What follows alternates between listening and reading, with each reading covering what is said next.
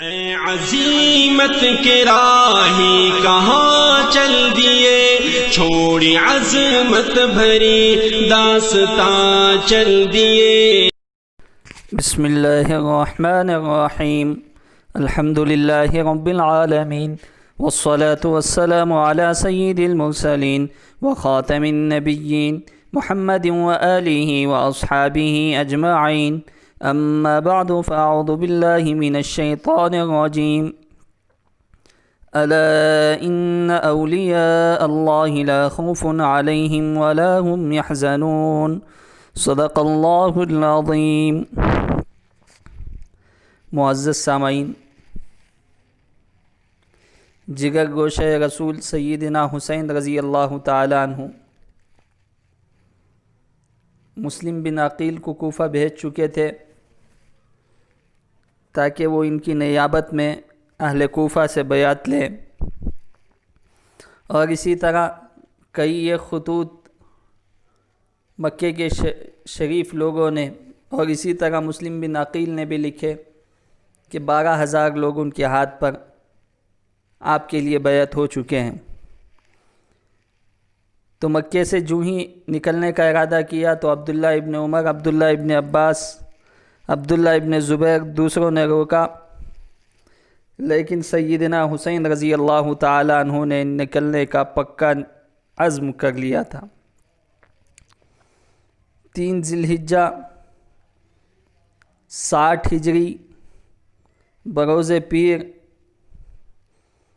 سیدنا حسین رضی اللہ تعالی عنہ مکے سے اپنے تمام خاندان کے ساتھ روانہ ہوئے، لیکن یہ عجیب اتفاق تھا کہ سیدنا حسین رضی اللہ تعالی عنہ کی نیابت پر بیعت لینے والے مسلم بن عقیل کو اسی دن 3 ذی الحجہ کو کوفے میں قتل کر دیا گیا۔ انا للہ و انا الیہ راجعون، رضی اللہ عنہ و ارضاہ۔ معزز سامعین، پھر راستے میں سیدنا حسین رضی اللہ تعالی عنہ کے عمر بن سعد ابن العاص اور بعض دوسرے مکے والے ان کو روکنا چاہے اور کہا کہ اگر آپ ویسے ہی نہیں مانتے تو ہم آپ کو زبردستی روکیں گے اور آپ کا مقابلہ کریں گے۔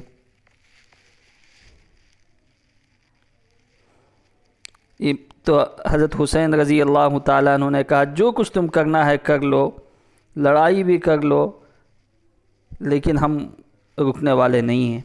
یہ سن کر راستے سے ہٹ گئے اور وہ لوگ روانہ ہو گئے۔ رخصت کرتے وقت عبداللہ ابن عباس رضی اللہ تعالیٰ عنہ نے کہا میں اس وقت تمہارے اونٹ کے آگے لیٹ جاتا کہ وہ مجھ کو بغیر کچلے ہوئے آگے نہ بڑھ سکے، لیکن میں جانتا ہوں کہ تم نے اتنی پکی نیت کر لی ہے، اس کے باوجود بھی تم نہ رکو گے۔ الغرض پہنچتے پہنچتے راستے میں کچھ لوگ ملتے گئے، جس میں قابل ذکر عبداللہ ابن جعفر، عون اور محمد ہیں،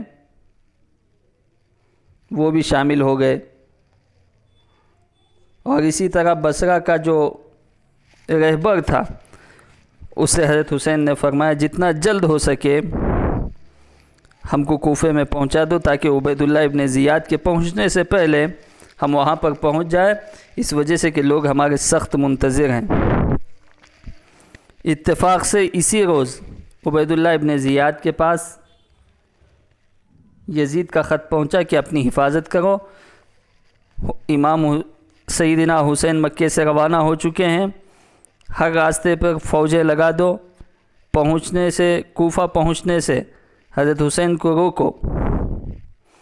اب حضرت حسین رضی اللہ تعالیٰ عنہ اس خیال سے آگے بڑھتے گئے۔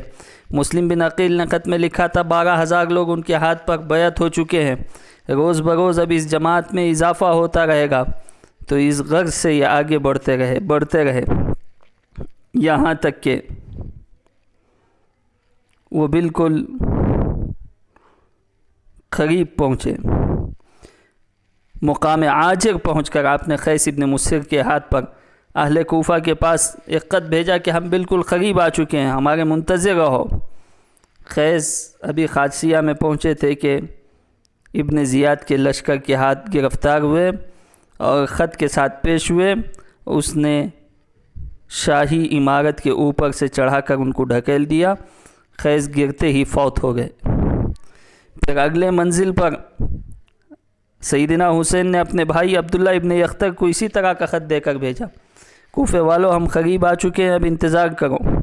وہ بھی اسی طرح بدقسمتی سے گرفتار ہو کر شاہی محل پر پہنچے اور وہاں اوپر سے ڈھکیل کر گرا دیے گئے۔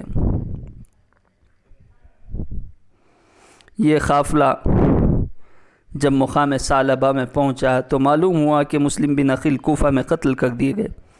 اب وہاں امام حسین کا کوئی حمایتی نہیں ہے۔ اس خبر کے سنتے ہی سب قافلے پر مایوسی چھائی ہوئی اور واپسی کا ارادہ ہوا۔ معزز سامعین، آپ سوچئے، پورا خاندان ہے اور چند قبیلے حضرت حسین رضی اللہ تعالیٰ عنہ کے ہمراہ ہوئے تھے، لیکن مسلم بن عقیل کی جیسے ہی شہادت کی خبر سنے، ہر ایک واپس ہونے لگے، ہر ایک پر مایوسی چھائی ہوئی تھی۔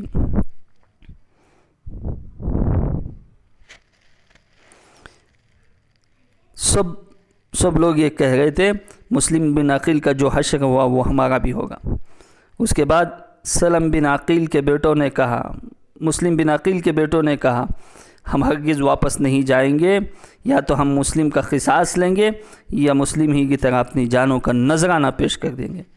اس کے بعد لشکر کا کیا رخ ہوتا ہے اور کیا انداز ہوتا ہے اور کتنے دنوں تک حضرت سیدنا حسین رضی اللہ تعالیٰ عنہ رکتے ہیں، کیا کیا معاہدے ہوتے ہیں، انشاءاللہ اگلی قسط میں آپ کے سامنے بیان کیے جائیں گے۔ اللہ تعالیٰ سے دعا ہے اللہ تبارک و تعالیٰ ہم تمام کو صحابہ کے نقش قدم پر چلنے کی توفیق نصیب فرمائے، ان کا اطاعت کا جذبہ ہمارے اندر بھی اللہ تبارک و تعالیٰ پیدا فرمائے۔